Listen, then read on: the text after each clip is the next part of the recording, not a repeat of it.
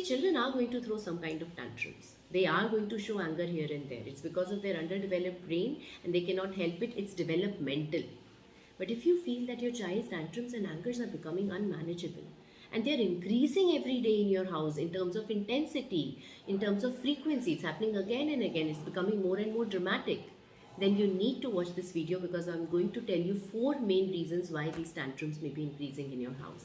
And if you find this video helpful, then you need to subscribe to my channel and hit that notification bell because I am going to put more and more videos to help you on.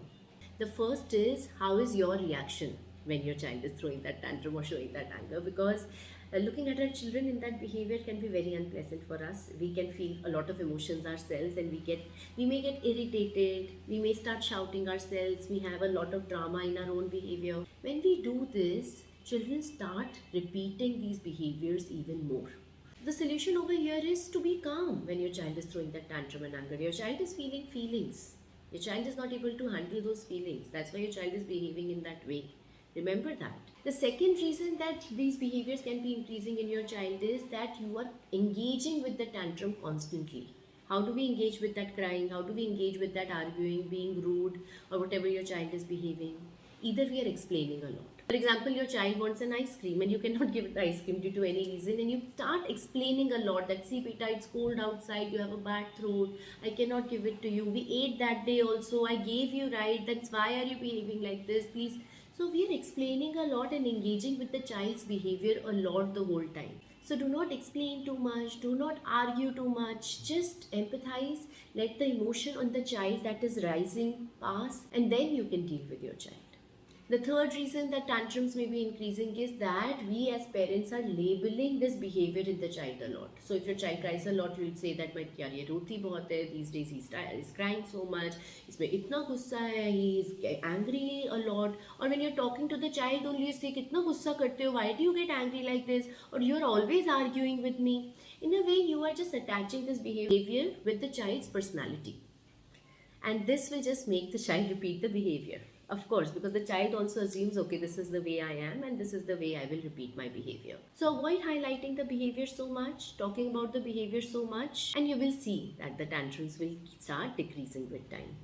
The third reason that child's tantrums may be increasing is because you are giving in to the tantrums.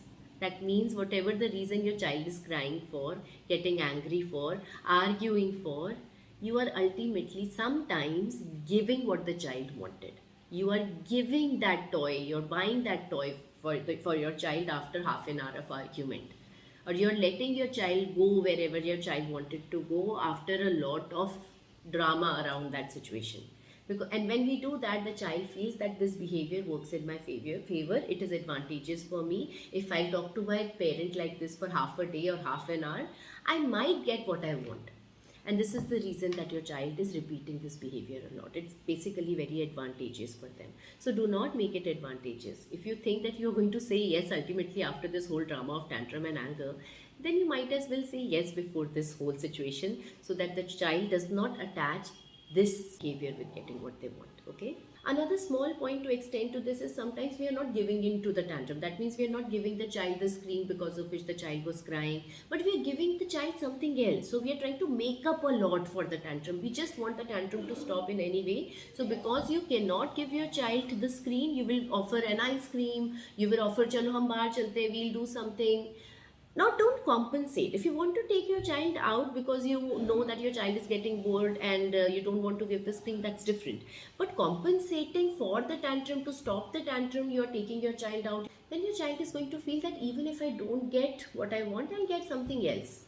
So be careful of not making the tantrum advantageous for the children, because then it is not their fault that they are repeating. It's human behavior to repeat behaviors that are advantageous for us, aren't they? The last reason that tantrums and anger may be increasing in your house is that you as parents are having unrealistic expectations with your children in terms of too much discipline, too much correction. You get too irritated, too angry with your child.